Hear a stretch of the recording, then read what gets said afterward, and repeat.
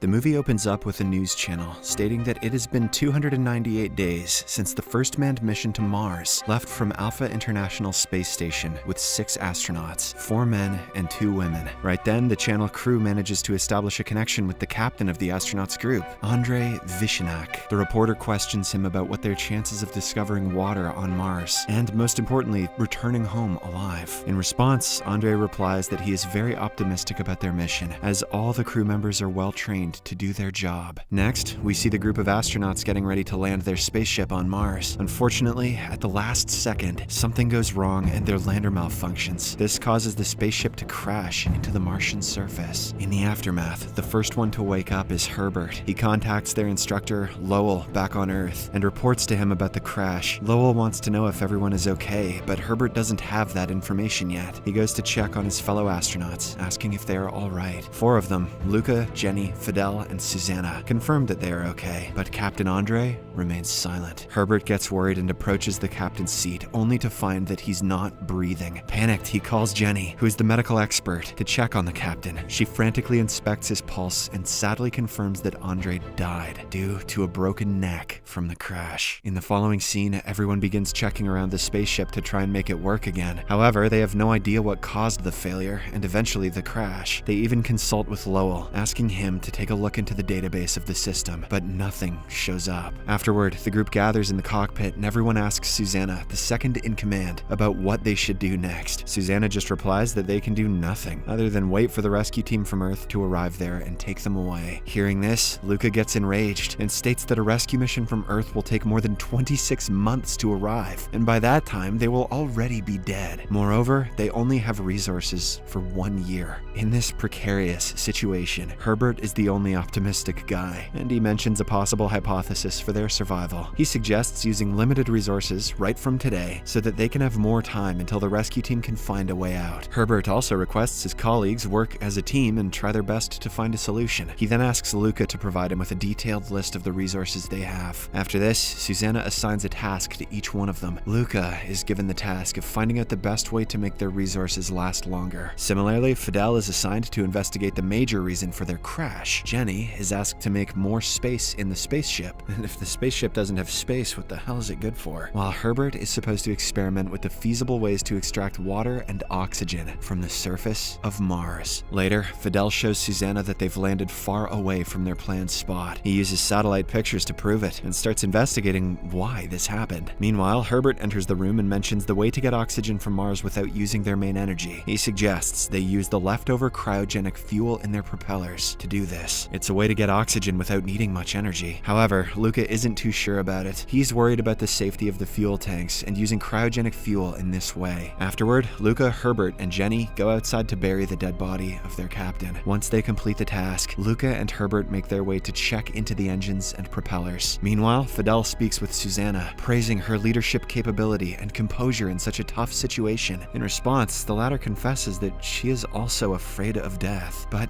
cannot express her emotions, as she wants to motivate everyone. Moments later, the remaining 3 return to the cockpit with gloomy faces, and Luca states that they have lost their engines and have no cryogenic fuel to begin experimenting with the reactions. However, Herbert walks in with a block of clear material, similar to ice, and tries to impart optimism to the others, mentioning that there is the possibility to find water. In the following scene, the team converses with Lowell and inquires if he got any information about the crash. Lowell replies with a no, and also reveals that no rescue missions are being discussed as of late. Hearing this, Luca suggests that they hold a meeting to discuss their chances of survival and their plans to move forward. The scene then shifts to their meeting, where Luca mentions that they have resources only to survive for 12 months. He also states that this time frame is not enough for any rescue team to find and take them back to Earth. When Susanna asks him how many of them can survive for 2.5 years, Luca replies that only 2 of them can. After getting this information, Susanna inquires with everyone if they agree with Luca's calculation and estimation. When no one objects, she takes it as a yes and begins contemplating their duties and importance in the ship. After a while, Susanna comes up with the conclusion that Luca, being an engineer, knows how to operate and keep the ship running, while Jenny, a medic, is essential in every situation. At last, she says that the remaining 3, including herself, need to go on a death mission and end their life to let the 2 survive and take their messages to Earth. Herbert is a bit skeptical about the idea, as he wants to fight until his last breath. off. But after Susanna makes him understand their main mission, he agrees. The following day, the group wakes up after their 5 hours of peaceful sleep. Then, Susanna, Fidel, and Herbert, who was refusing to comply before, put on their spacesuits and get ready to go on their death mission. These suits are like special outfits that keep them safe in space. To Luca's dismay, Herbert puts some extra oxygen cylinders in his bag in case of emergency. They hug each other one last time and say their final words. Then, they put on their helmets and close their suits tightly. They finally look like proper astronauts now. Next, Susanna, Fidel, and Herbert step outside the ship. It's a strange feeling knowing that they won't come back. Luca suggests that they use bits of energy and air in their suits to capture pictures and videos of the Martian surface. They want to share this with the people of Earth, so they turn on a special device to send the images back to their crashed spacecraft. Susanna and the two then set off on their 5-hour-long journey to find the edge of the valley. While walking down a deep gorge, Herbert feels difficulty in breathing and realizes that his oxygen supplies are gone. With no options left, he requests his friends carry on with their journey while he sits there and dies peacefully. Fidel and Susanna are devastated to see their friend go like this, but they have no choice but to continue. After a while,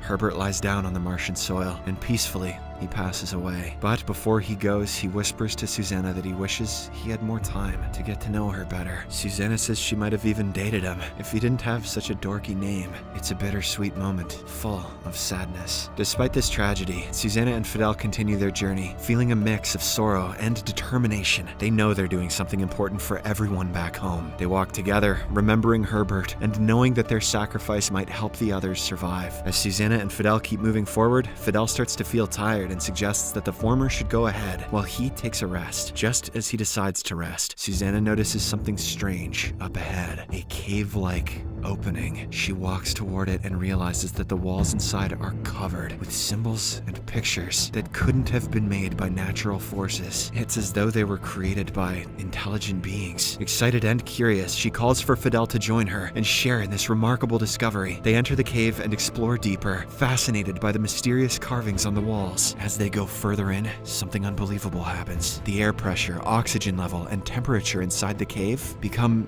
normal, just like on Earth. This is a big surprise, especially when Fidel's oxygen tanks are about to run out. He takes off his mask and realizes that they can breathe this air. It's a moment of relief and astonishment. However, inside the caves, their communication with the spaceship stops working. Luca, back on the ship, tries to reach out to Fidel and Susanna, but doesn't get any response. Luca and Jenny begin to worry, assuming the worst, that their friends might have died. It's a heart-wrenching realization to think about. But then, their own situation takes a sudden turn for the worse. An alarm blares in the ship's cockpit, indicating that the air inside the ship is leaking out. Jenny starts to panic and asks Luca what's happening. He explains that the sensors meant to detect this kind of problem have failed, and reveals the shocking news that about half of their oxygen has already leaked away. This is a huge problem, because even with just 2 people left, they won't have enough oxygen to survive until the rescue ship arrives. It means they might die a year before help comes. As the gravity, or lack thereof, of the situation sinks in, the leak worsens. Luca suggests that they should make the most of their remaining time, finding comfort in each other's company. In a moment of desperation, he shares a suggestion that surprises Jenny. He proposes that they should have a physical relationship because he believes they'll die very soon.